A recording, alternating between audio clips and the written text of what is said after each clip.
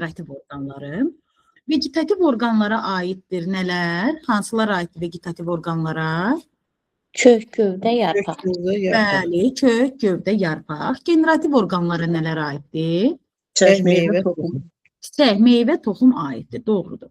Və baxırıq, müəllimlər, tarixi inkişaf baxımından biz baxsaq, qədimdən bu yana kimi, yəni dünya yaranandan ən birinci zoğ yaranıb,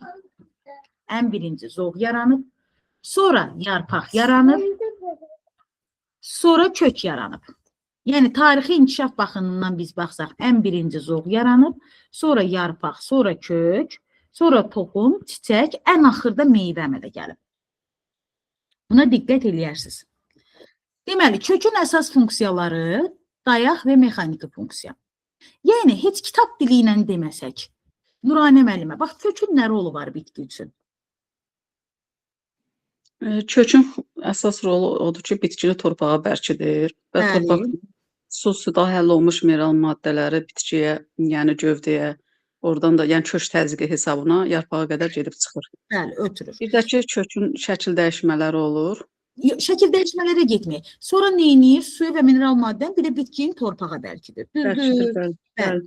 Deməli, müəllimlər, kökün əsas funksiyası bitkini torpağa bərkitməkdən və torpağa bərkidir. Yəni, kökü olmasa, fikirləşin ki, məsələn, elə olur ki, kökü çürüyür və görürsən ki, bitki aşır. Niyə görə aşır? Çünki onun torpağa bərkidən heç nə yoxdur. Bitkini torpağa bərkidən kökdür. Torpağa bərkidir, dayaq funksiyası və mexaniki funksiya yerinə yetirir. Amma bəzi bitkilər var ki, suda inkişaf edir. Məsələn, səhləb, su gülü, elodeya, bunların kökü torpağa bərkitmək funksiyasını yerinə yetirə bilmir. Çünki torpaqda deyil də, su gülü məsələn suyun üzündədir. Necə torpağa bərkitsin? Yəni, bu funksiya onlara aid deyil. Sonra, sorucu funksiya isə torpaqdan su və mineral maddələri sormaqdan ibarətdir. Yəni, bitki su və mineral maddələri kökü vasitəsindən torpaqdan alır. Belə bir sual çıxır ortaya. Bütün bitkilərdə kök varmı? Xeyr. Bəzilərində yoxdur. Bəli. Məsələn,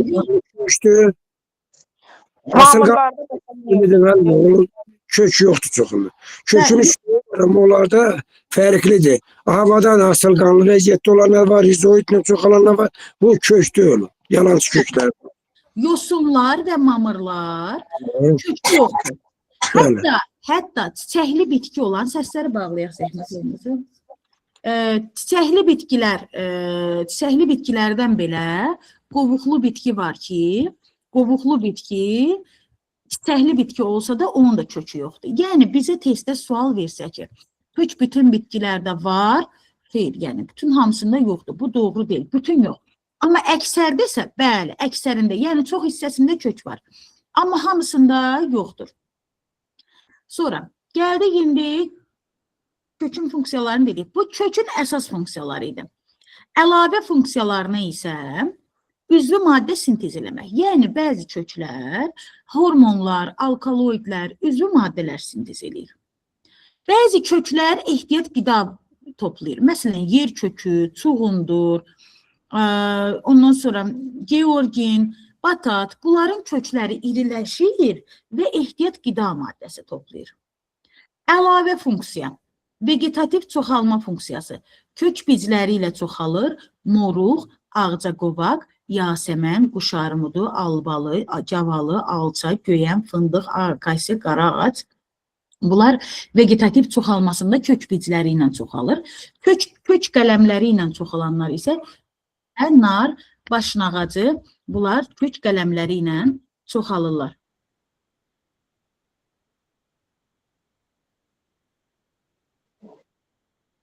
Salam, hər vaxtınız xeyir olsun.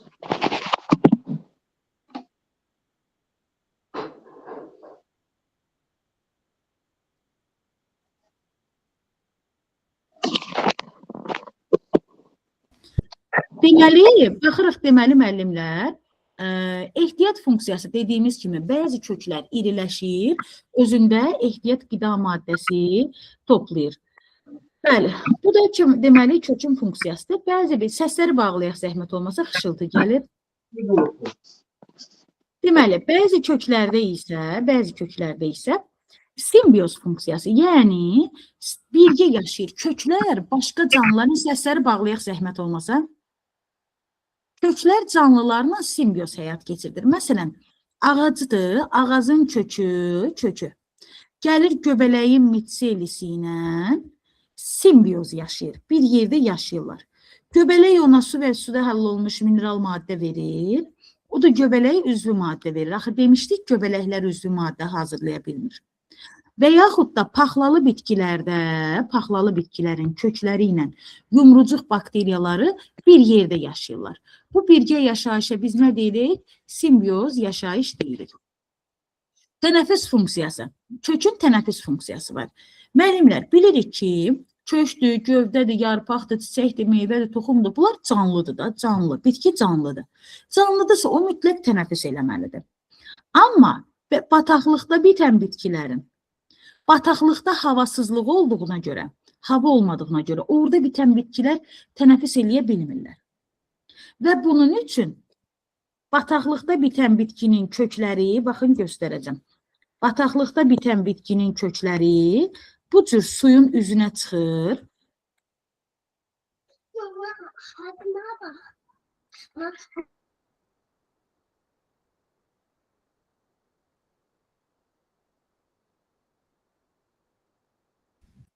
Bataqlıqda bitən bitkilərin dediyimiz kimi, deməli, bataqlıqda havasızlıq olduğuna görə şəklə baxsaq, onların kökləri suyun üzünə çıxır və hava almağa kömək edir. Axı torpaq yoxdur, torpaqda qismən də olsa hava var.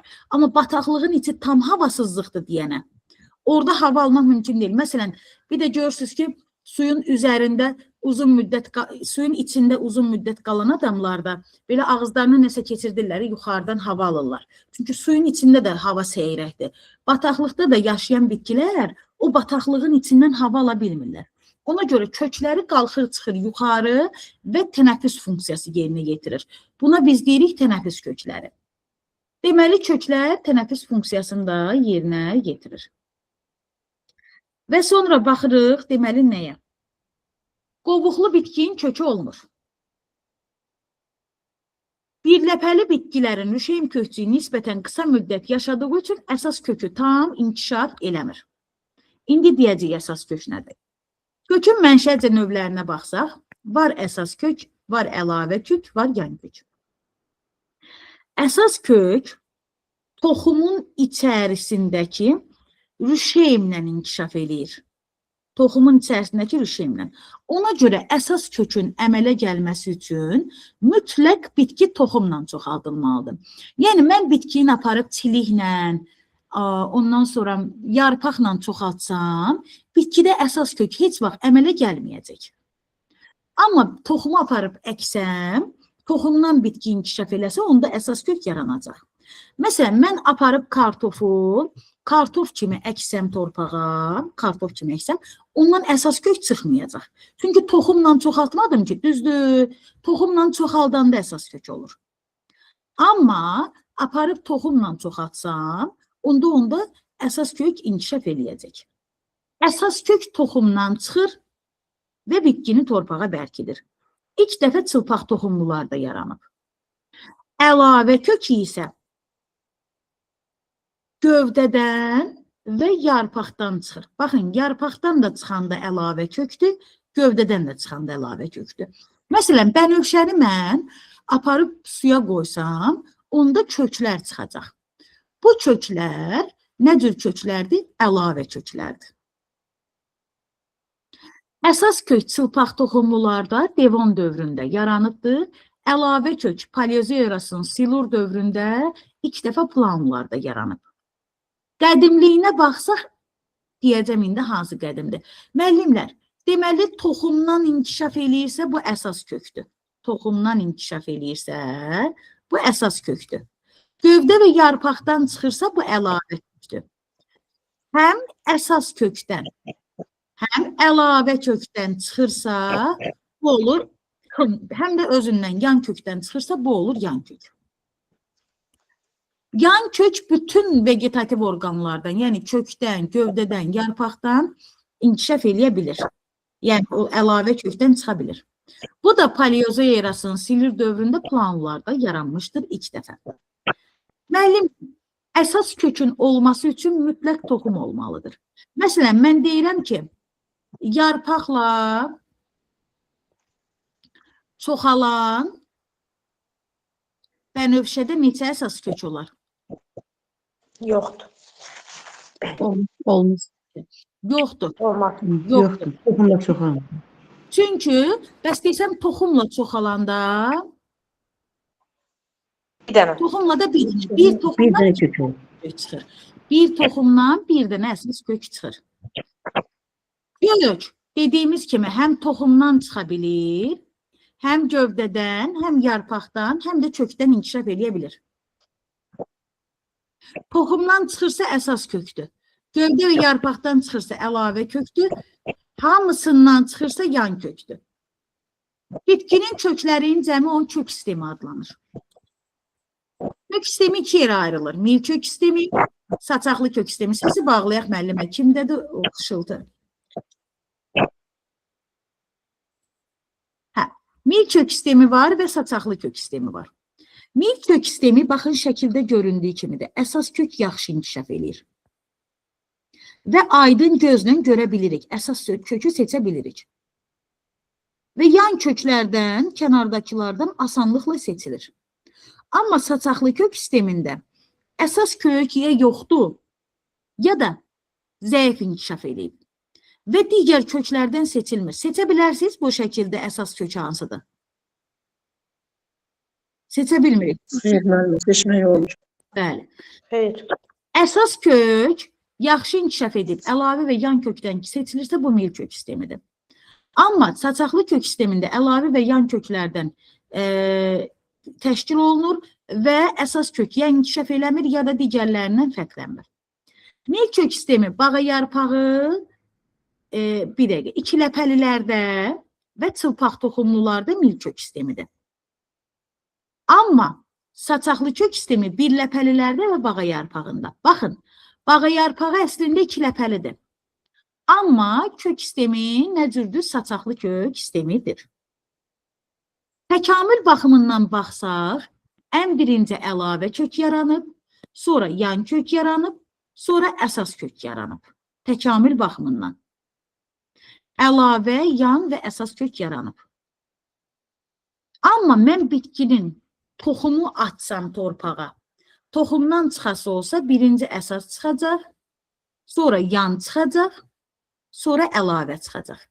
Tarixi inkişaf baxımından o vaxtdan bu günə kimi ən birinci yaranıb, ən qocası əlavə kökdür. Sonra yan kökdür, ən cavan əsas kökdür. Çünki toxum sonradan yaranıb deyə. Əsas kökdə toxum yaranandan sonra yaranıb. İlk dəfə əlavə və yan köklər qıcı kimilərdən meydana çıxır. Əlavə və yan kök, bəli, qıcı kimilərdən. Əsas ki, amma mən aparıb, bax bu toxumdur, bunu torpağa attım. Torpaqdan hansı ardıcıllıqla çıxacaq? Birinci əsas kök çıxacaq, sonra yan kök, sonra ən axırda əlavə kök çıxacaqdır. Bura qədər sual olan var? Yoxdur. Getdik kökün zonalarına. Bəli, deməli müəllimlər, kökün zonaları var. Kök üskü, bölünmə zonası, böyümə, sorucu və ötürücü zona adlanan hissələr var. Baxın, zonamız 4 dənədir. Bölünmə zonası, böyümə zonası, sorucu zona və ötürücü zona. Kök üsküyü zonaları qoruyur. O özü zona deyil. Üskük nədir? Barmağımıza keçirdirik üsküyü, qoymuruq ki, paltar tikəndə barmağımıza iynə batsın. Düzdür, qoruyur barmağımızı. Qədimdə işlədirdilər, indi üsküyü işlədən yoxdur, yenə də deyirik. Kök üsküyü də kökün ucuna keçir, onu ətrafın zədələyici təsirindən qoruyur. Niyə görə? Axı kök torpaqda olanda ətrafdan ona daş dəyir, başqa bir maneələrə, torpağa rastlaşır və sürtünür də.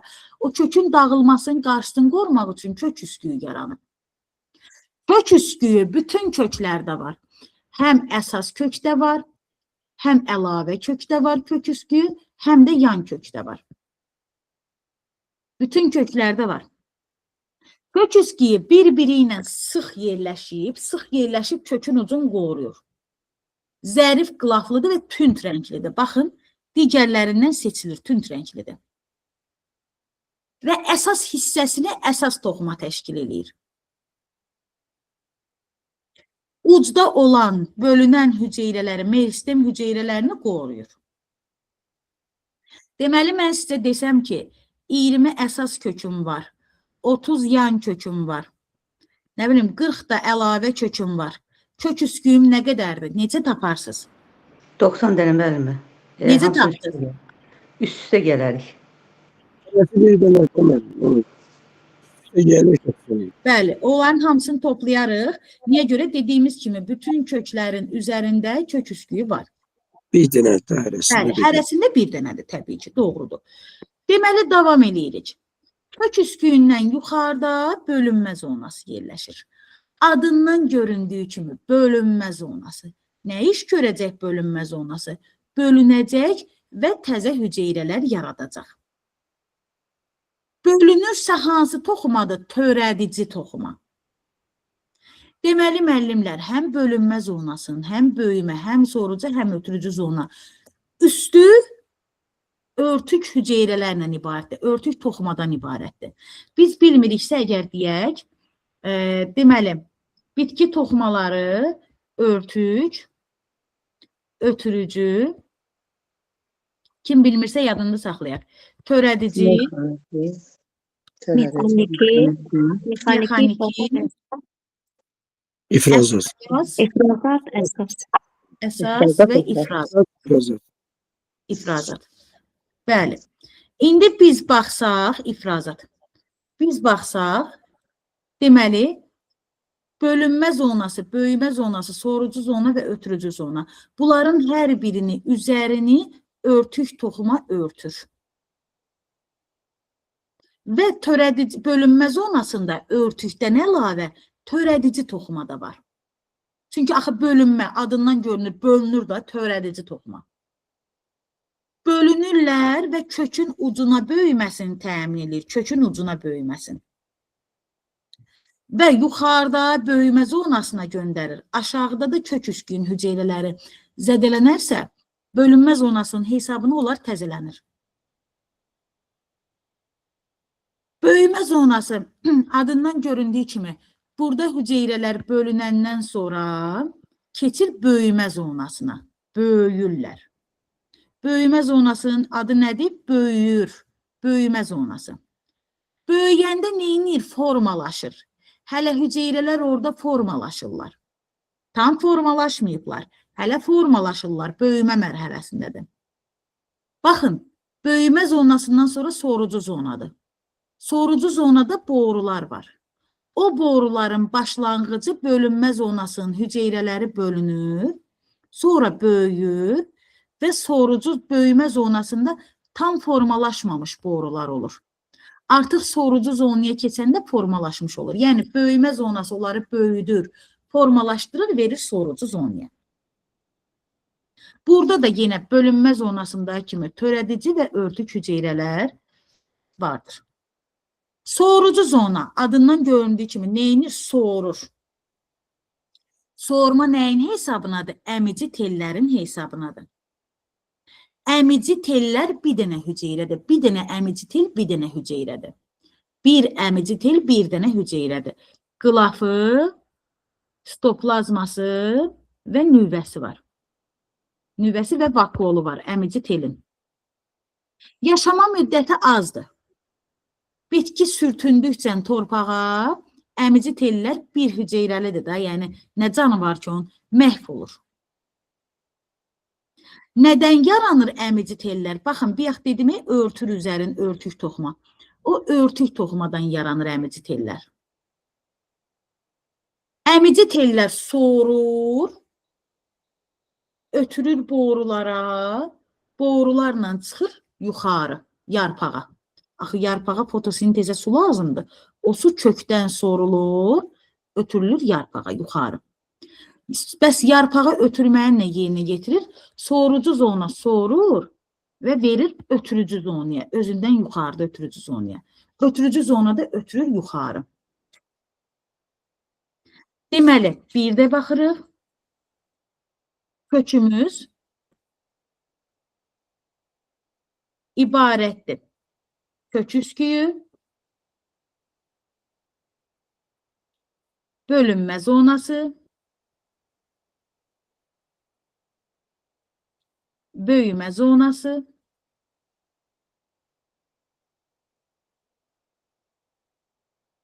böyümə zonası, sorucu zona və ötürücü zona. Neçə zonamız oldu müəllimlər? 5. 4. 4. Müəllimə, 4 zona. 4 4 zona. Kök üsküyü buraya daxil olmur da. Bəli, hissə deyəndə 5 hissədir. Bəli, hissə deyəndə 5. Kök üsküyü daxil olmur. Bəli, Zona kök üsküyü deyəndə 4. daxil olmur. Kök üsküyün rolu nədən ibarət oldu Nailə müəllimə? Kök üsküyün rolu ondan ibarətdir ki, o kökün uç hissələrində yaşayır, yəni keçirir, Yerləşir, uç hissəsinə bəli. yerləşir, keçirilir, o mexaniki zədələrdən qoruyur onu. Bəli. Bölünmə zonasının işi nədən ibarət oldu Əzizə müəllimə? Bəli, orada hüceyrələr bölünür, törədici qatdan ibarətdir. Bəli. Bölünür Hə. və yeni hüceyrələr əmələ gəlir. Yeni hüceyrələrə gəlir. Baxın, bölünmə zonası həm kök üsküyün təzələyir, həm də digər, bax, nələr lazımdır, hamısın bölünən odur da, yəni bölünüb təzə hüceyrə əmələ gətirib hamısını təzələyən bölünmə zonasıdır. Böyümə zonası, bölünmə zonasında olan hüceyrələri böyüdür, formalaşdırır. Sorucu zonanın işi soğurmaqdan ibarətdir. Nəyin sayəsində soğurur? Əmici tellərin Əmici tel neçə hüceyrədən ibarətdir? Bir ötü hüceyrədən. İbarətdir, doğrudur. Sorucu zona sorandan sonra, bax, sorucu zona sorandan sonra verir yuxarı ötürücü zonaya. Səhv çəkdim istiqamətin.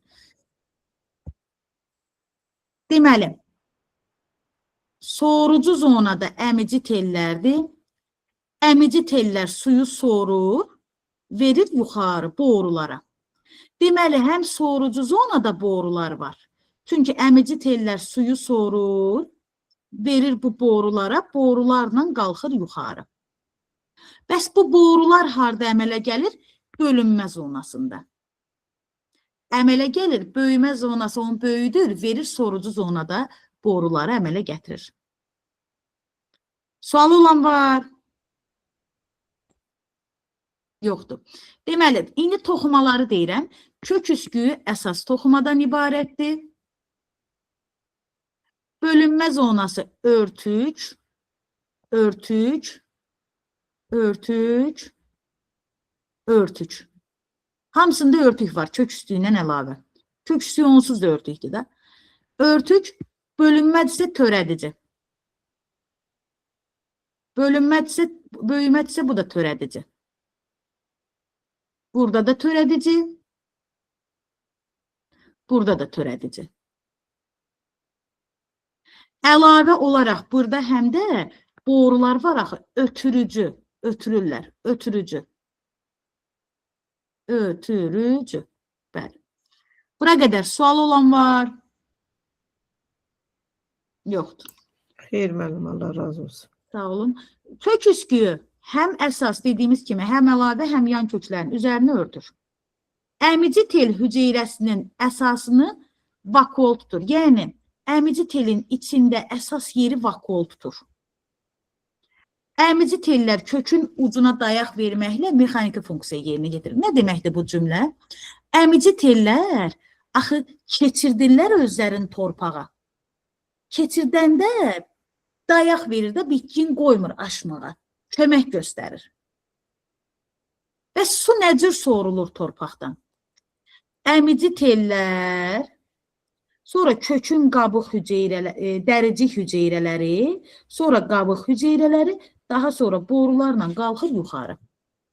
Bu ardıcıllıqla sorulur.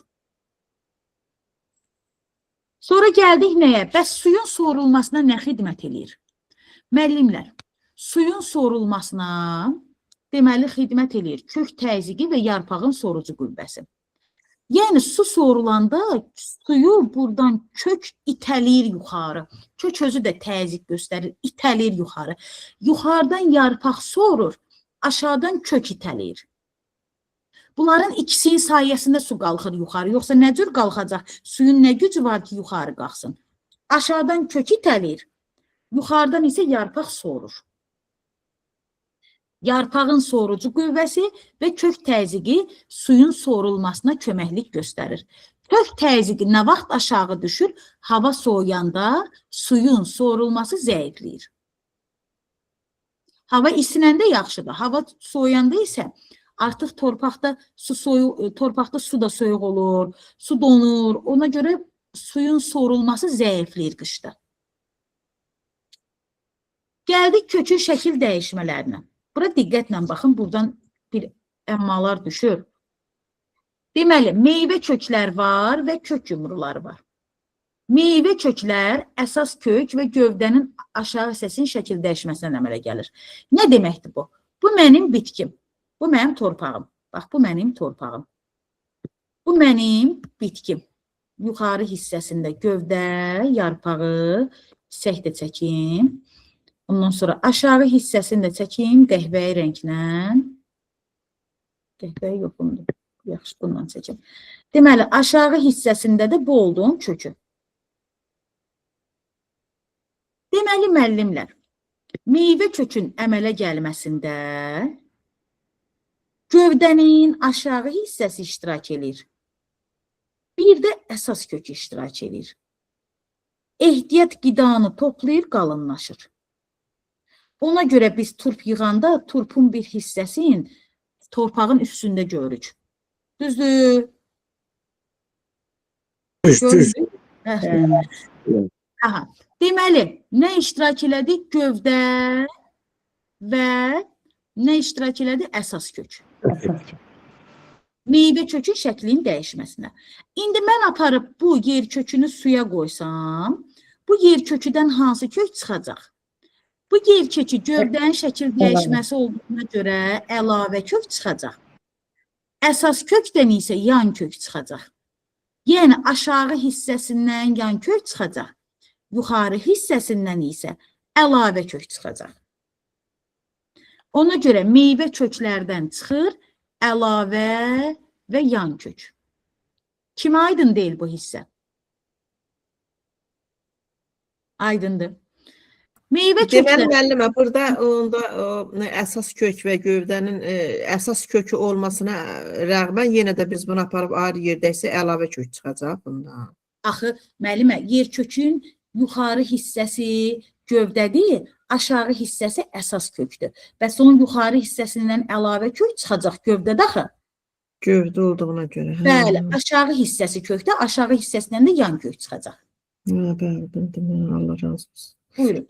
Əsas müəllimlər, meyvə köklərin əmələ gəlməsini dedik. Yer kökü, çuğundur, turp, şalğam, bunlar meyvə kökləridir. Baxın, meyvə köklərə kökü meyvəlilər də deyilir. Kökü meyvəli. Kökü meyvəli ilə kök yumrusunu qarışdırmayın. Meyvə kökün digər adı kökü meyvəlidir.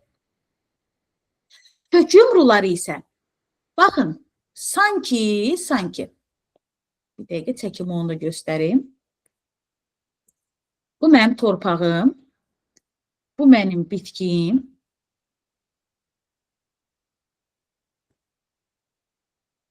bu da onun, deməli, kökü. Baxın, sanki saçaqlı kök sistemidir. Burada deməli, müəllimlər, əlavə və yan köklər qalınlaşır, əlavə və yan köklər qalınlaşır, əsas kök yoxdur burada. Əlavə və yan kök qalınlaşır, əmələ gətirir kök yumrusun. Hansı kök? Əlavə kök və yan kök. Yəni, gövdə iştirak eləmədi. Görürsünüz, gövdəni çəkmədim. Gövdə iştirak eləmədi burada. Əsas kök iştirak eləmədi. İştirak eləyən əlavə köklər və yan köklərdir ki, qalınlaşdılar, kök yumrusunu əmələ gətirdilər. Və mən bunu suya qoysam, bundan əlavə kökdən çıxacaq yan kökdən də çıxacaq yan. Deməli, mən ümumiyyətlə bu bitkini suya qoysam, bundan yan kök çıxacaq. Hansı bitkilər aiddir? Qaymaq otu, georgin və batat. İndi sualı olan var. Yoxdur. Yaxşı. Deməli, müəllimlər, kökün şəkil dəyişməsinə baxırıq. Kökün şəkil dəyişməsinə baxsaq, bir dəqiqə. Aha, dirək köklər var. Bunu bilirik, banyan bitkisi. Şəkilə baxsaq, görərik ki, budaqlarından aşağı köklər sallanır. Hindistanda bitir bu bitki. Sanki cəngəllik əmələ gətirir. Hardan çıxır? Gövdədən çıxır. Müəllimlər, gövdədən, yarpaqdan çıxırsa bu hansı kök olacaq onda? Əlavə. Əlavə kök. Əlavə kökdür. Aha, bu banyan bitkisi bura aiddir. Bu növbəti isə səhləb bitkisinin. Baxın, səhləbdə gövdədən köklər çıxır. Bunlar da hava kökləridir. Yağış suyunu udur, ona görə bunlara deyirlər hava kökləri. Baxın, bitkinin üzərində köklər var. Şəkildə də görsənir. Bu səhləbin hava kökləridir. Yağış suyunudur. Burada da əlavə kökdür gövdədən çıxan. Ondan da çıxır yan kök. Deməli, həm var əlavə kök, həm yan kök. Tənəffüs kökləri... Bunlarda əsas kök olmur da onda müəllimə. Əsas kök torpağın altındadır müəllimə. Altında olur. Sadəcə şəklin dəyişib çölə çıxanlar əlavə və yan köklərdir. Yan kök. Amma əsas kökü olur da torpağın altında. Bəli, təbii ki olur. Bu boyda ağacın əsas kökü olması o aşağı ağaclarda əsas kök var. Sonra bataqlıqda bitən bataqlıq sərvi, manqro, qamış, qarğı, bunlarda isə bayaq dediyim kimi köklər torpağın üstünə çıxır hava almaqdan ötürü. Hava almaqdan ötürü çıxırsa tənəffüs kökləridir. Və onlar yan köklərin şəkil dəyişməsidir. Amma səhləbin hava kökləri isə yağış suyunu udmağa görə çıxırlar. Onlar isə əlavə və yan kökün şəkil dəyişməsidir. Sual olan var? Necə müəllimə, bu suda yaşayanları nətəri? Bu tənəffüs Baxın, kökü. suda yaşayanlar kefindən çıxmırlar. Hava almaq üçün çıxırlar. O qədər havasızlıqdır ki, tənəffüs eləməkdən ötürü çıxırlar üstə. Çünki bataqlıqda oksigen yoxdur. Tənəffüs eləmək üçün çıxırlar. Bunlara deyilir tənəffüs kökləri. Amma hava kökləri isə havada olur, yağış suyunu udmağa xidmət edir. Başa düşdüm. Bəli, sonra yumrucuq bakteriyaları, baxın, yumrucuq bakteriyaları ağacların əsasən də paxlalı bitkilərin köklərində şəklin dəyişərək yumrucuq bakteriyaları ilə simbiyoz həyata keçirilir. Baxın, bakteriyalarla yumrulaşıb simbiyoz həyata keçirilir. Bəs bizdən soruşsa ki, köklər heç vaxt fotosintez eləmir. Nə deyərsiniz? Kökləri də edə bilər. Bəli. Məsələn, monstera bitkisində, baxın bu şəkildə gördüyümüz monstera bitkisidir. Bu bitkinin kökləri, baxın kökləri üstə yerləşir və yaşıl rəngdə olurlar. Onların kökləri fotosintez eləyir.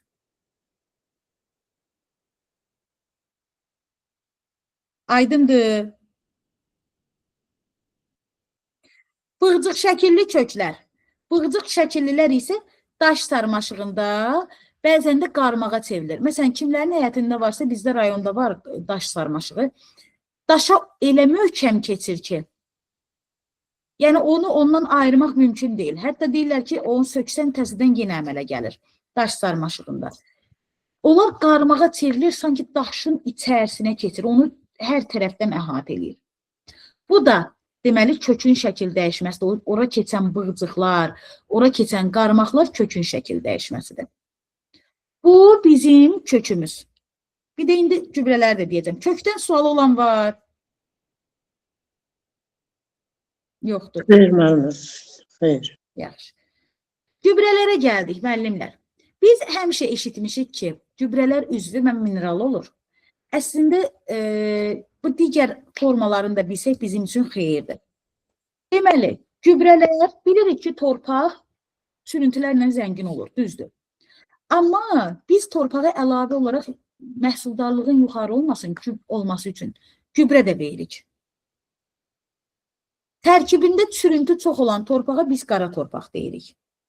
Gübrələr də var, üzvü gübrələr, mineral gübrələr, üzvü mineral gübrələr, yaşıl gübrələr və bakteriyal gübrələr. Üzvü gübrə nədir? Hamımız bilirik ki, peyindir, torfdur, qışsılıdır, bitkidir, heyvan qalıqlarıdır, yəni ölən cəsədlər, bitkilərin çürümüş hissələri, bunlar torpağa qarışır və torpağı zənginləşdirir. Ən çox da, məsələn, biz peyindən istifadə edirik də, məsələn, peyini gətirirlər, tökürlər, yəni heyvan nədisin, gətirib tökürük, ondan da torpağı münbitləşdiririk. Sonra torf var, quş zılı var, quşun zılı, bu onun sidiyi ilə ifrazatın birləşməsi nəticəsindədir. Ona görə də ən xeyirlərindən biri quş zılıdır. Bunun üzvü gübrələrdir. Adlarını da çoxumuz da bilirik, yəni məişətdə də görmüşük. İkinci hissə mineral gübrələr. Bunu ancaq əkinçiliklə məşğul olanlar görə bilərlər. Mineral gübrələrə aiddir azot gübrələri, fosfor gübrələri və kalium gübrələri. Bunların işi nədən ibarətdir, müəllimlər? Azot gübrəsi, həmişə deyirəm mən, azot.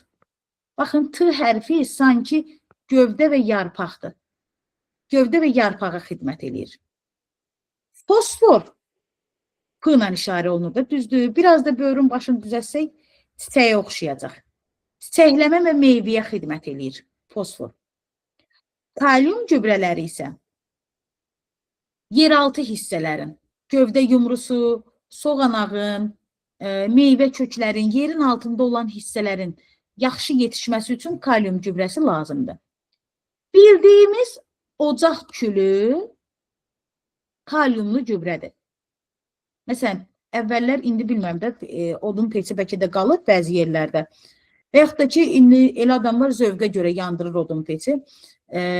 Odun peçini yandıranda orada kül əmələ gəlir də, kül.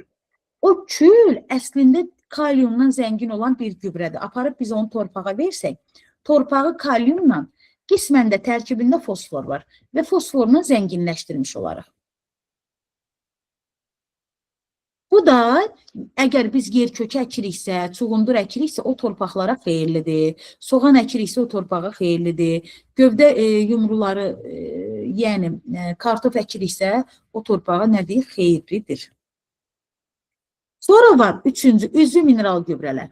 Yəni, içində həm üzvü var, həm mineral var. Qarışdırırlar bunları. Məsələn, peyinlə azot gübrəsin, fosforla torfu qarışdırırlar. Məsələn, qarışdırırsa bu olur üzvü mineral gübrələr. Yaşıl gübrə yaşıl bitkilərdən alınır.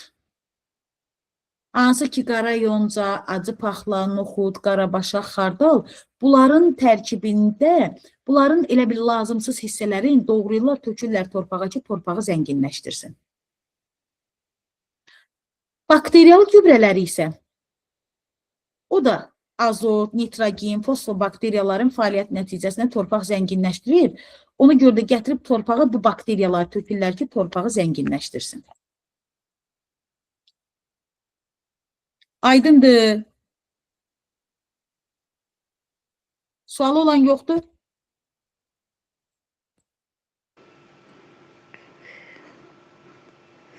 Sualınız var? Xeyr. Deyərləri, yəni həm də sizi yorumlar. Elə sadə, ən qəşəng, rahat yolda dediniz. Çox sağ olun.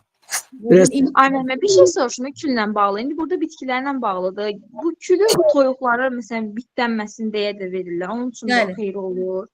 Çünki ben eşitmişdim uşaq vaxtından. Mən də Hətta müəllimə, belə biz uşaq olanda qulağı deşildilər axı. Külün keyitmə xassəsi də var. Qulağı deşəndə yadımda nənəm küllä bizim qulağımızı oğutmuşdu. Mən də onu eşitmişəm. Hər şeyə xeyirdir kül. Ümumiyyətlə kül ən güclü gübrə sayılır. Kül. Bəli. Çünki Yox, tərkibi kaliumdan zəngin. Quşsulu, ən qüvvətlisi quşsulu. Quşsuludur, kalium da qüvvətlidir. Hə. Və yaxud da əvvəllər məsələn stəkanları, qabı sürtəndə küldən istifadə edirlər. İndi də istifadə edənlər var. İşte hardan çıxırdı ki bu paraşoklar ki qavı yumağa? Düzdür. İndi də hamısı kimyəvi şeylərdir. Buradan yeyirik, oradan Ona da görə şeyler hakkında bir hafta halım yok değil. Ona görə çox eləmirəm. yaxşı. Gəlin yarpağa baxaq, yarpağa da baxaq, sonra test işlədəcəm sizə. Deməli müəllimlər, yarpaq çox bitkinin ən vacibli, bütün orqanları vacibdir, yarpaq da vacibdir. Yarpağın funksiyaları nələrdir? 1. Fotosintez. Tənəffüs. 2. Tənəffüs bütün hamısına aiddir. Transpirasiya. Buxarlanma. Transpirasiya. Bəli. Deməli müəllimlər, transpirasiya. Bəli. Fotosintez nə deməkdir? Yarpaq, yaşıl yarpaqlarda üzvü maddələr hazırlanır. O üzvü maddələrin bitki üçün özü ehtiyat qida maddəsi toplayır. Biz də o ehtiyat qida maddəsindən istifadə edirik. Amma bir də əlavə olaraq oksigen buraxır ki, o da bizim həyatımız üçün, sağlamlığımız üçün vacibdir. Transpirasiya isə yarpağın suyu buxarlandırmasıdır. Yarpaq suyu buxarlandırır. Məsələn, biz yay vaxtı dəmir, məsələn, maşını günün altında qoysaq, gəlib içinə girib oturanda həmişə görürük ki, ot kimidir maşında, içi çox istidir. Niyə görə? Dəmir qızır. Amma bitkilər nə qədər işığın altında, istiliyin altında qalsalar da bitkilər qızmır. Niyə görə qızmır? Çünki onların su buxarlandırmaq xasiyyəti şeyi var. Bunlardan yüzden artık gözlüğü var, göz koymuyor da buxarlanır. Yani. Suyu buxarlandırır, özünü koruyor. Suyun qızması, nədir? Yarpağın qızmasının qarşısını alır bu buxarlandırma. İndi ətraflı deyəcəyik. Evet. Sonra yarpağın quruluşuna baxsaq, yarpaq minimum bir hissədən, maksimum 3 hissədən ibarət olur. Nə deməkdir bu maksimum 3 hissədə? Yəni, biz yarpağın 3 hissəsini görə bilərik. Yarpaq atlığı, saplaqdan və ayadan 3 hissəni görə bilərik. Yarpaq atlığı, saplaq və aya. Amma ən azı minimum, maksimum desə yarpaq atlığı, saplaq və aya 3 hissə. Maksimum deyəndə aya nəzərdə tutulur. Yarpaq ayası. Yəni bir hissə. Yarpaq atlığı da olmaya bilər, saplaq da olmaya bilər. Amma aya, yəni yarpağın o bildiyimiz ayası mütləq olmalıdır. Aya bilirik də nədir, müəllimlər, düzdür? Bilirik də nədir? Bəli. Deməli, sonra baxırıq nəyə? Bəzi bitkilərdə saplaq var, bəzilərində yoxdur. Olmayanlara deyirlər oturaq yarpaq. Baxın, əncirin yarpağına baxsaq, onun saplağı var. Amma aloenin yarpağına baxın, biz onun saplağını görmürük. Saplağı olmayanlara deyilir oturaq yarpaq. Hansılardadır? Kətan, aloe, agava və qərənfil. Oturaq yarpaqlıdır. Saplağın olmaması nəyə ziyandır? İşığa dönüb, işıq tapmaqda çətinlik çəkir. Yarpaq saplağı olmayan bitkilər işığa tərəf çönüb, işıq tapmaqda çətinlik çəkirlər. Yarpağın xarici quruluşuna baxdıqda, baxın, yarpağın gövdə ilə birləşdiyi yer buğumdur. Yarpaq gövdə ilə birləşir, bu olur buğum. İki buğumun arasında olan hissə olur buğum arası. Yarpağın gövdəyə birləşdiyi yer olur buğum, iki buğum arasında qalan hissə buğum arası. Saplaqla gövdə arasında qalan bu bucaq qoltuqdur. Necə ki bizdə qoltuq belədir, yarpağın da qoltuğu belədir. Bu formadadır. Hansı bitkilərdə yarpaq atlığı var? İtburnuda, akaysiyada yarpaq atlığı var. Bəzilərində yarpağın ayası genişlənir və gövdəni sanki qucaqlayır. Baxın, sanki belə qucaqlayır. Gövdə onun içindən keçir sanki. Bu olur qın əmələ gətirmək. Qın. Aydındır. Deməli müəllim, onda ortaq yarpaq deyil də. Oturaq yarpaqdır da. Elə mi? Hə. Bəli. Baxın, bu da oturaqdır, bu da oturaqdır, bu da oturaqdır. Bir dənə saplağı olan budur. Sonra yarpağın növləri, sadə yarpaq var, mürəkkəb yarpaq var. Sadə yarpaq odur ki, bir dənə saplağın üzərində bir dənə aya var. Bu olur sadə yarpaq. Amma bir dənə saplağın üstündə 3 dənə aya varsa, bu olur mürəkkəb yarpaq. 5 dənə varsa, bu da olur mürəkkəb yarpaq. 5 dənə varsa, bu da bir mürəkkəb. 6 dənə, 7 dənə, birdən çoxdursa, bu olur mürəkkəb yarpaq. Sadə yarpaqlar, heyva, alma, toz ağacı, günə baxan, mürəkkəb yarpağın özünün növləri var. Üçərdə 3 dənədir, baxın. Üçərdə 3 dənə yarpaq var. Ümumi saplaq üzərində 3 dənə ayı olur. Ümumi saplağın üzərində 3 dənə aya var. Bu olur üçər. Hansı bitkilərdədir? Siyələk, lobya, moruq, böyürtkəndə. Barmaqvaridə isə 4-dən çoxdur. Ən azı 4 dənə olmalıdır. Çünki 3 dənə olsa üçər olacaq. Ən azı 4 dənə olmalıdır. Baxın, barmaq formasında yerləşdiyinə görə buna deyilir barmaqvari. 1, 2, 3, 4, 5, 6, 7. 7 dənə yarpaq ola bilər. At şabalıdır, sətənə, acı paxla, barmaqvari yarpağa aiddir. Və yaxud da lupin. Acı paxlanın digər adı lupindir. Lupin də görə bilərsiniz testlərdə. Bu oldu barmaqvari.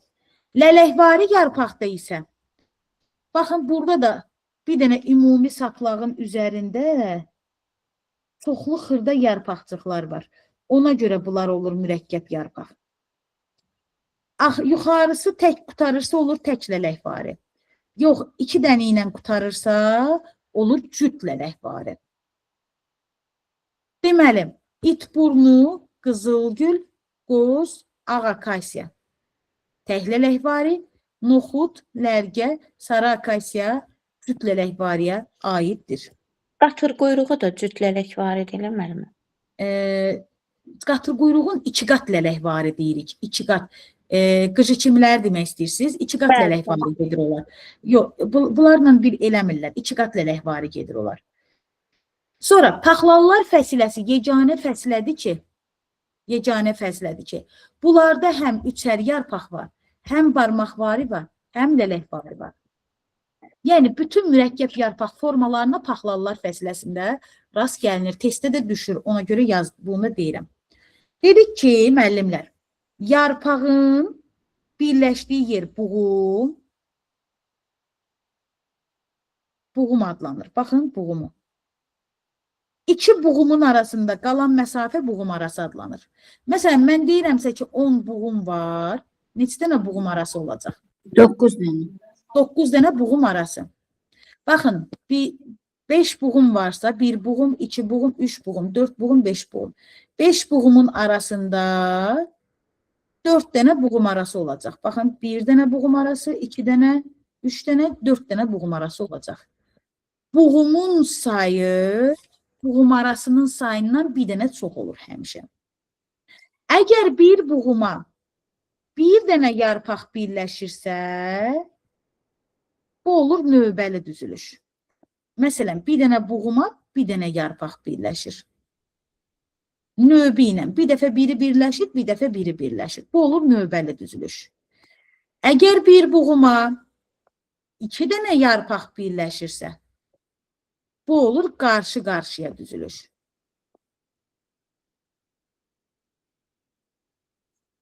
Necə olur? Qarşı-qarşıya düzülüş olur. Qarşı-qarşıya düzülüş olur, bəli. Deməli, üçüncüyə baxırıq. Üçüncüdə isə bir buğuma ən azı 3 dənə yarpaq birləşirsə, bu olur topa düzülüş. Ən azı 3 dənə yarpaq birləşirsə, baxın, burada 4 dənə birləşib.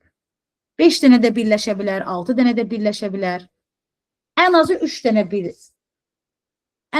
dənə birləşməlidir. 3 dənə birləşməlidir. İndi baxırıq buna aid misalların əzbərləməliyik. Növbəli düzülüşə alma, cökə, günəbaxan, toz ağacı aiddir. Qarşı-qarşıya düzülüşə isə gicitgən, yasəmən, nanə, reyhan aiddir. Topa düzülüşə qarğagözü, elodeya, qatırquyruğu aiddir. İndi mən belə bir sual deyirəm. Məsələləri nə cür işləyirik? Burada olan məsələləri.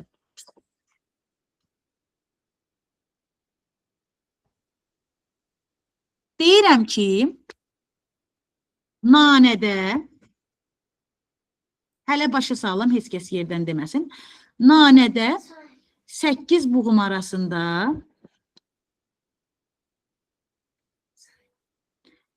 neçə yarpaq olar?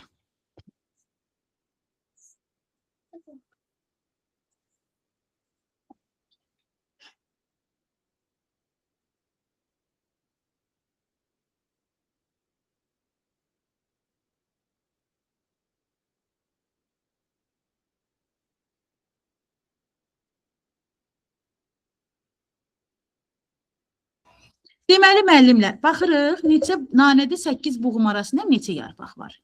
Müəllimlər, bitkinin adına fikir verməmiş, birinci buğum arasından buğumu tapmalıyıq. Çünki yarpaq buğum arasına birləşmir, buğuma birləşir. Buğumun sayını tapmalıyıq. 8 dənə buğum arasıdırsa, 8-in üstünə bir gələm, eləyir 9 dənə buğum. 8 arada, birini də artırım 9 dənə buğum. Gəlin göstərim. 1, 2, 3, 4, 5, 6, 7, 8, 9. 9 dənə buğum. Arada neçə dənə buğum arasıdır? 1 dənə, 2 dənə, 3 dənə, 4 dənə, 5 dənə, 6 dənə, 7 dənə, 8 dənə. 8 dənə buğum arasıdır. Və yaxud da belə yaza bilərsiniz özünüz üçün. Buğum arasının sayının üzərinə istənilən bitkidə. Bitkinin fərqi yoxdur. Üstə gələk 1 bərabərdir buğuma. Bitkinin fərqi yoxdur. Bitkinin fərqi yarpağın sayındadır. Nanə bitkisi qarşı-qarşıya düzülür. Yəni, bir dənə buğuma 2 dənə yarpaq birləşir. Onda 9 dənə buğuma nə qədər birləşəcək?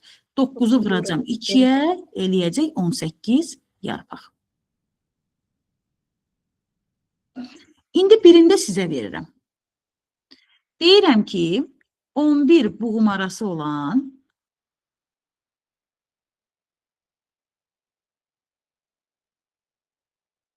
gicitgən bitkisində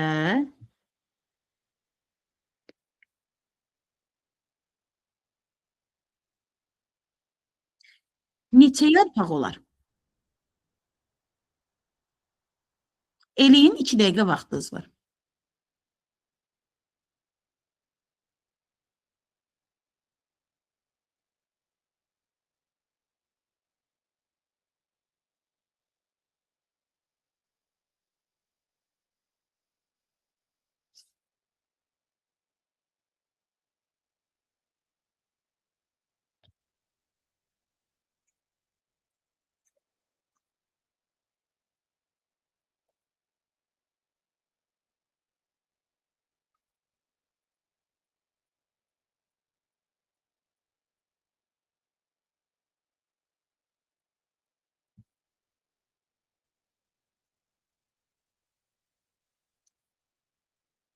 Deyim müəllimə.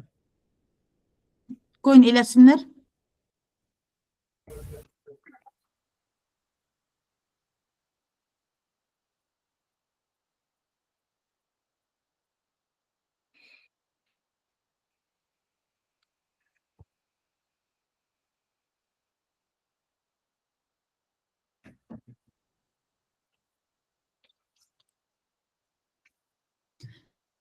Buyurun, deyin Sülhiyə müəllimə. Deməli 11 buğum arası olan gizikən bitkisində deyir neçə yarpağı olar? 11 buğum arası varsa, deməli bunda 12 dənə buğum var. 11 plus 2 bərabərdir. 11 plus 2 bərabərdir 12.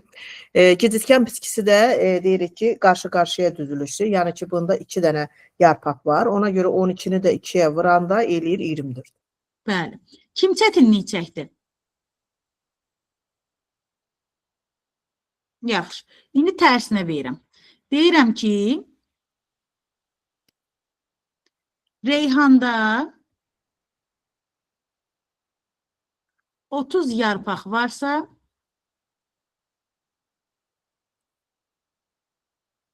neçə buğum arası olar?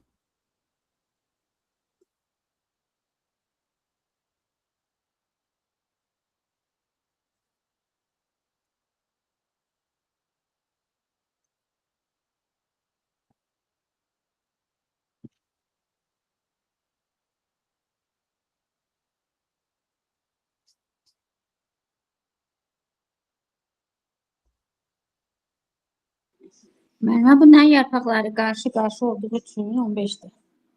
Nə də birini çıxırıq 14. Bəli. Aybəniz müəllimə, eləyə bildiniz? Səssiz gəlmir.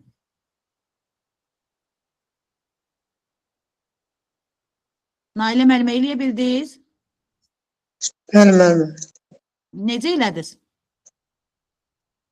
Yəni 30 buğumdursa, 30 yarpaq 30 yarpaqdırsa, 30 yarpaqdırsa, 30 yarpaqdırsa 15.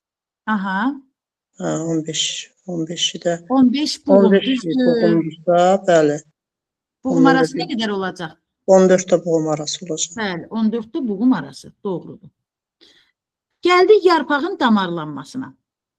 Yarpağın ayası boyunca damarlar uzanır. Əgər ana damar varsa və çoxlu şaxələnib tor əmələ gətirirsə, bu olur torvari damarlanma. Baxın, şəkildə də göstərilib. Burada şəkildə də göstərilib. Burada şəkildə də göstərilib. Torvari damarlanma. Amma torvaridə ana damar var. Ana damar var, bəli. Amma ana damar olmur paraleldə və qövsvaridə. Baxın, paralelə baxın, sanki bir-birinin dalıcan paralel gedən damarlardandır paralel. Müəllimə, üzr istəyirəm. Təzə kitablarda qövsvarını niyə verməklər? Müəllimə, çıxardıblar proqramını, amma bizə imtahana köhnə kitabdan düşür. Ona görə məcbur biz keçməliyik. Çıxardıblar onları. Bilmək olmur, müəllimə. Nə deyirlər, necə eləyirlər bilmirəm, yəni. Nə oldu, indiyə kimi paralel qövsvarı var idi, indi çıxartdılar, nə oldu? Da çıxdı, o bitkilər yaşamır. Maraqlıdır. Müəllimə, paralel qövsvarı cüt gedir, ona görə. İkisi bir yerdə gedir. Hə, onda bir yerdə Bağa verirlər. yarpağında cüt gedir onlar, paralel və qövsvarı. Yaxşı. Cüt gedir.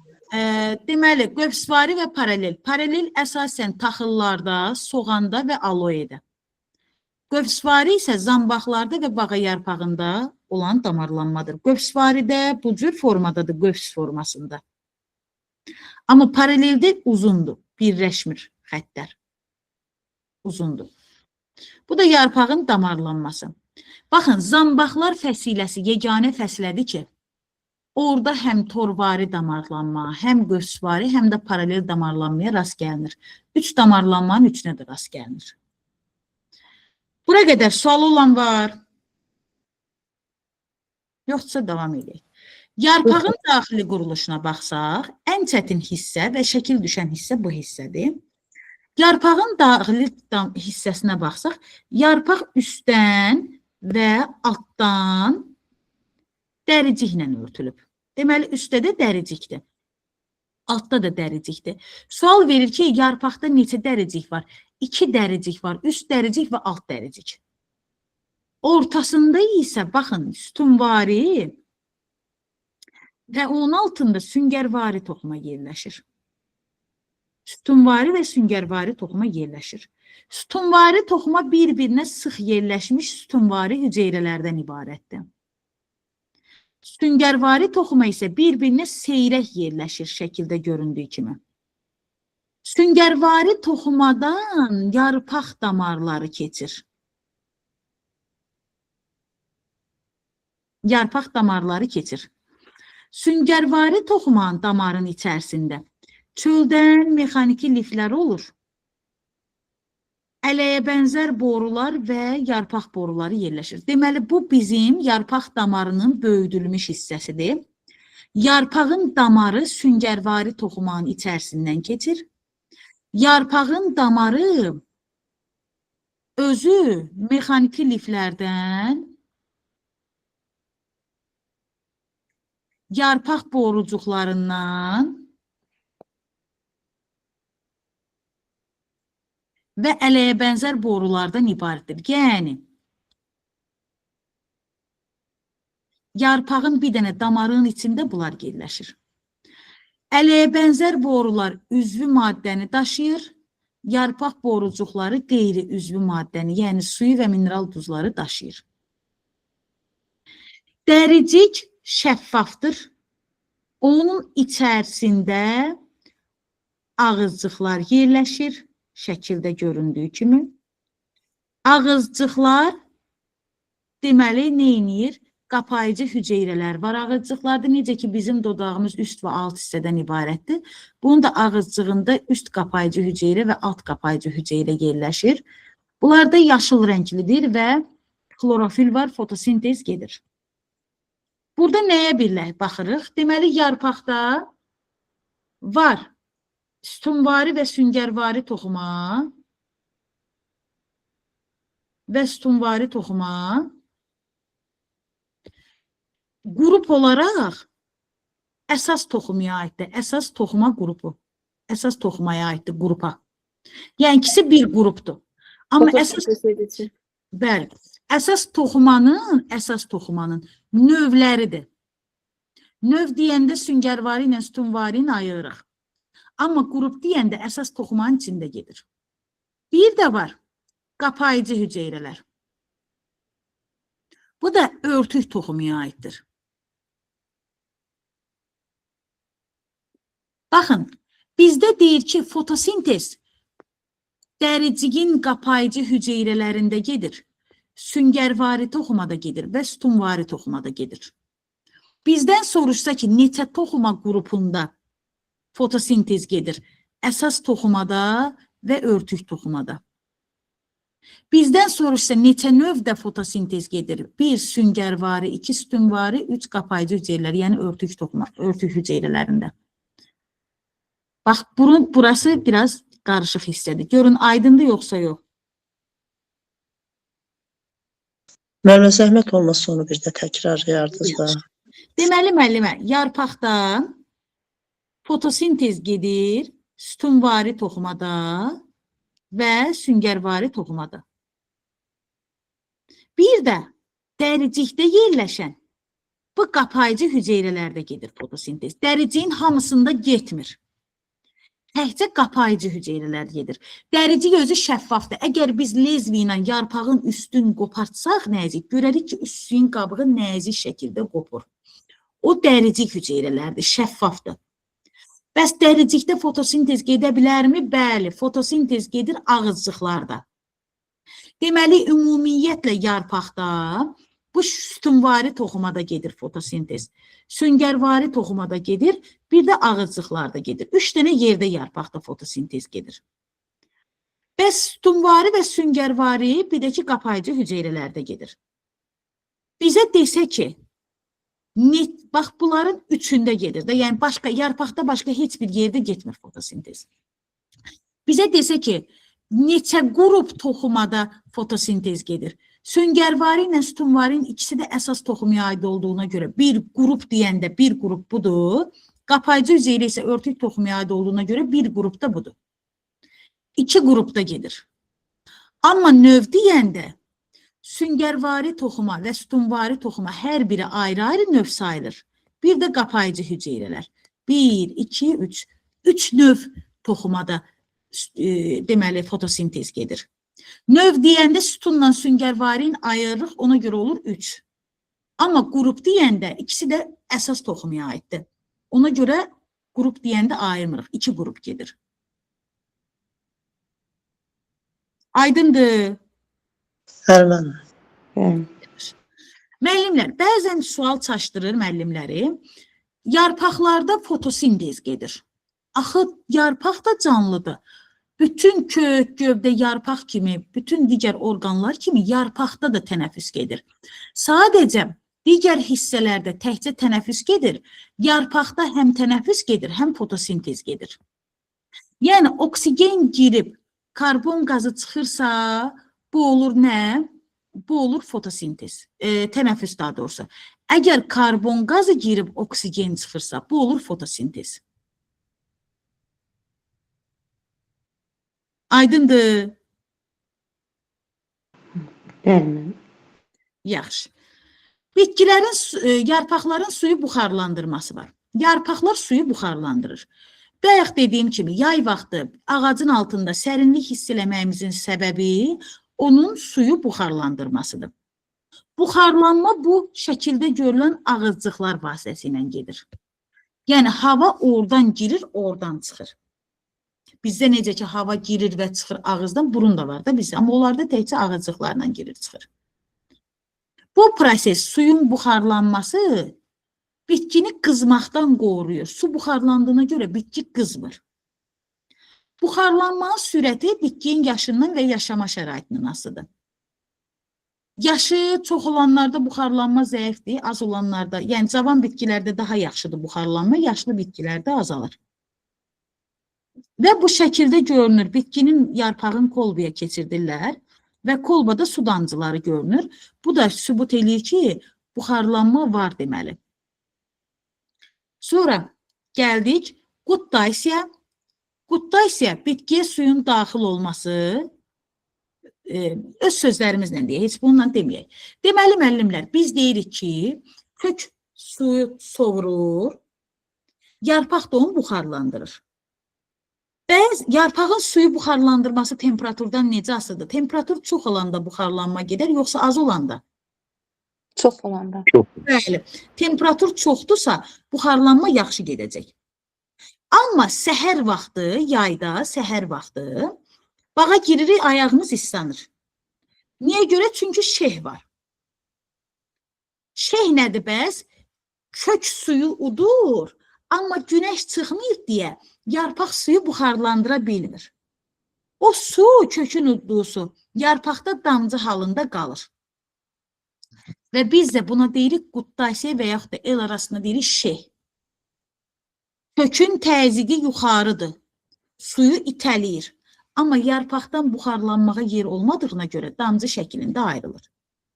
Müəllimə, bunu belə də deyirdik. Bir suyun damla şəkildə yarpaqdan ayrılması da damcı-damcı ayrılması qutdaysiya adlanır. Bəli, damcılar şəklində ayrılır. Üzüm bitkisində onu müşahidə ediblər, onun Və yaxud üzərində. da bağa girəndə müəllimə, bizdə indikində həyət evidirsə görür də yay vaxtı. Bizdə məsələn rayonda gedəndə yayda girirsən nəsə bir bağa, bir hava almağa çıxırsan, görürsən ki ayağın yayda olsun, yaz vaxtı əsasən. Görürsən ki ayağın islanır da, baxırsan yağış yağmayıb, bir şey eləməyib, hava xoşdur. Nə ilə əlaqədardır? Bu da qutdaysiya ilə əlaqədar ki şeh olur hər tərəf. Şehin olması. Suya tələbatına görə bitkilər 3 qrupa ayrılır. Higrofitlər suyu çox sevənlər, kserofitlər quraqlığa davamlı bitkilər, mezofitlər isə aralıq mövqeyi təşkil edənlər.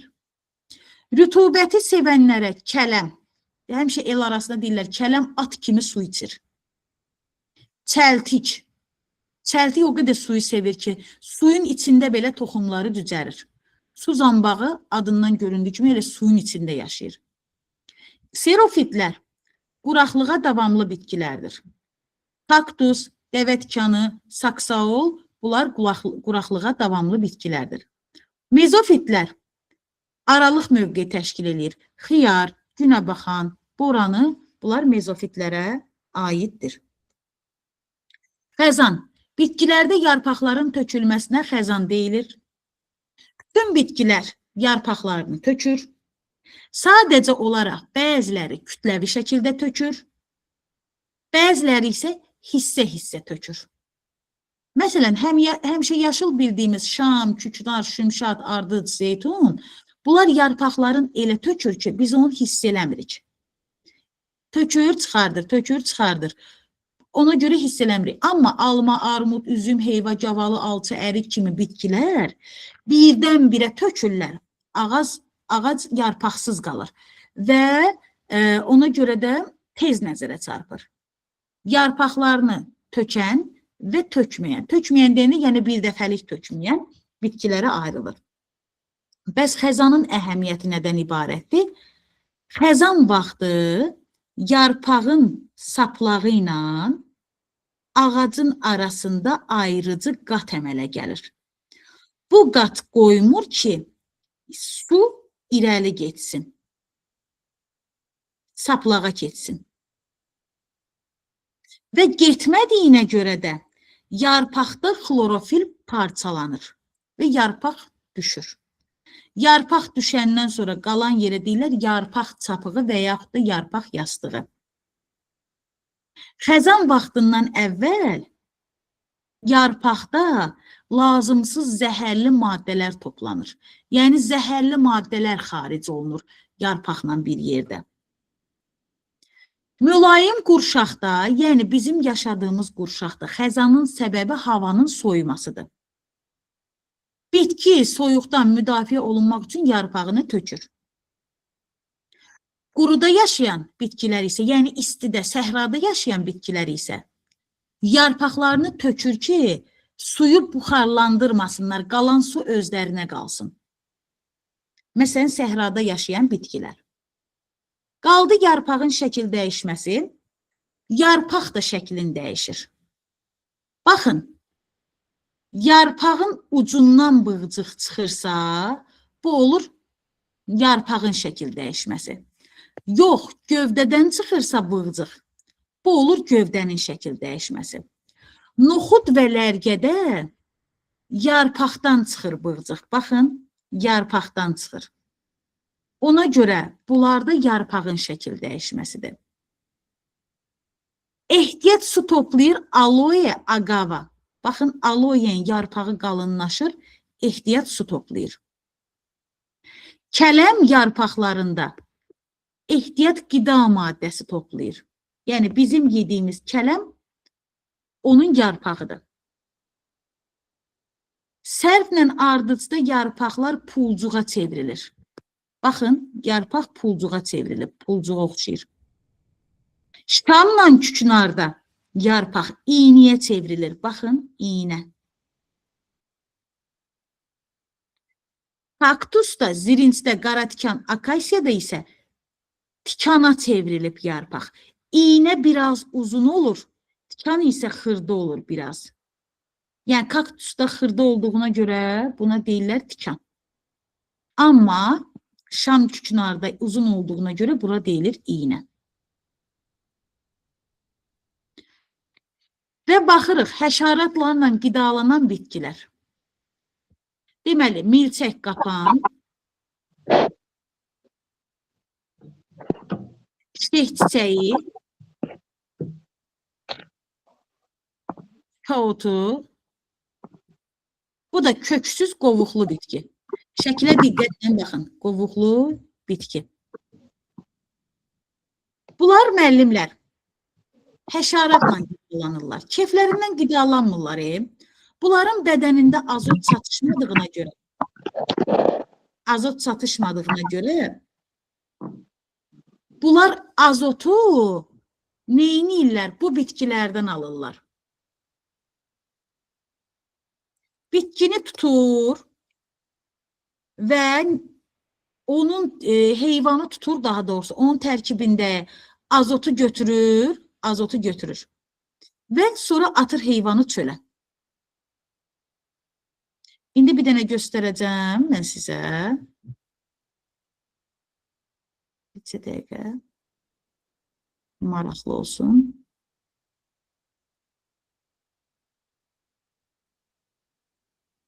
Müəlliməm, onlarda xüsusi yoğunlaşmalar olur da. Onlar məsələn öz açılan zaman içərisindən şirə axını verir. Bu zamanda həşəratlar onlara şiriyə cəzb edilir.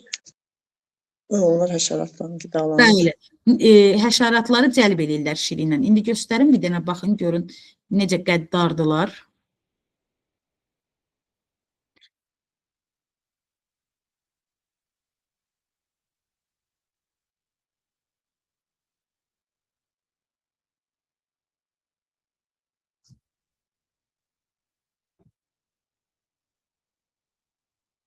Bu hansı oldu?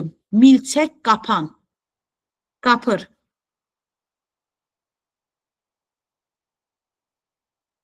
Baxın, içərisində şirə var.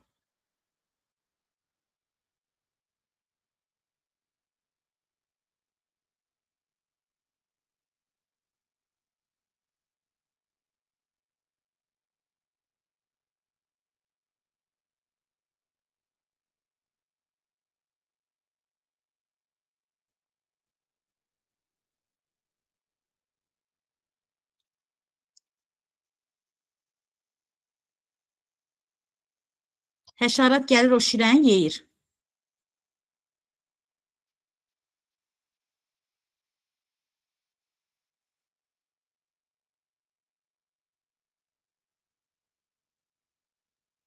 O küçüklərə toxunan kimi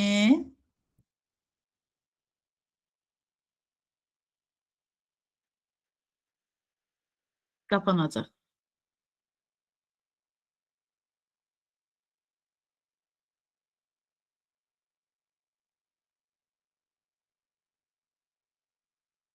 Qapandı. Qaldı orada.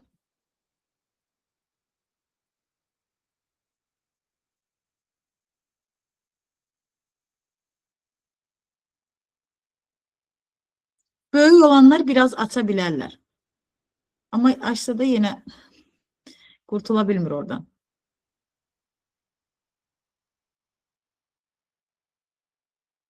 Həşəratın tərkibindəki azotu təkcə sorur, başqa heç nəyə dəymir. Azotu sorur, sonra həşəratı atır çölə. Yəni ölür də həşərat.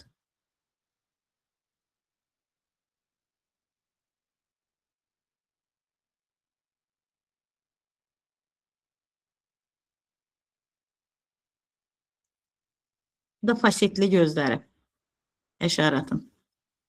Sonra bu da şeh çiçəyidir. Reklamlar imkan vermir. Baxın, bu da şeh çiçəyi bitkisi. Getdi. Birinci olan şeh çiçəyidir.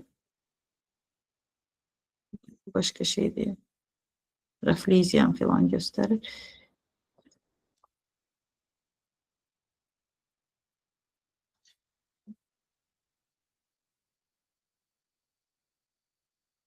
Mən danışdım, yoruldunuz. Ona görə istəyirəm ki, baxasınız, biraz dincələsin. Onsa qutardıq. Bir də gövdə qaldı gələn dəfəyə.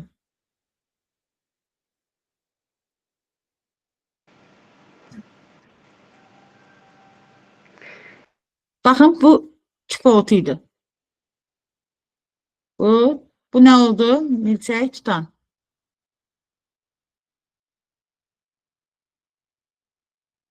Yarpağın şəkil dəyişməsidir. Baxın, onun tutucu orqanı yarpağın şəkil dəyişməsidir.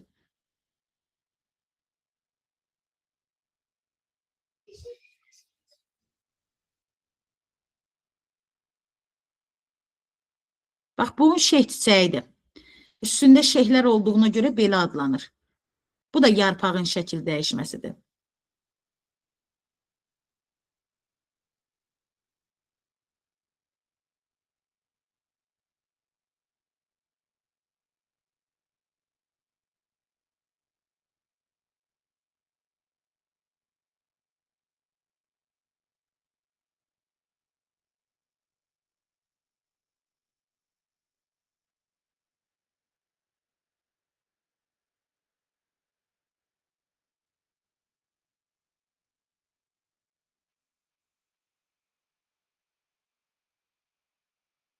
Belə.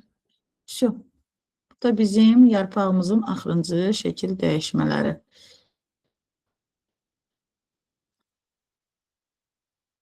Dərsimiz çətin dərs deyil. Evdə nə edirsiniz? Müəllimlər, dimlə, köklə yarpağı işləyirsiniz.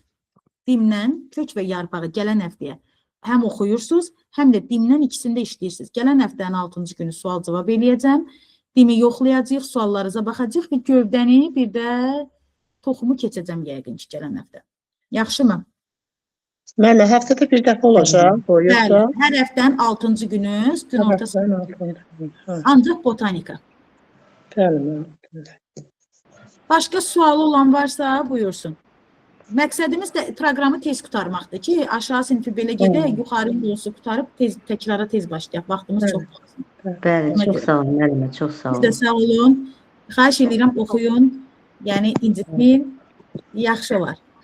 Sağ olun müəllim. Sağ olun. Sağ Çox olun. sağ olun. Sağ olun müəllimə. Sağ olun. Çox sağ olun, var olun. Sağ olun.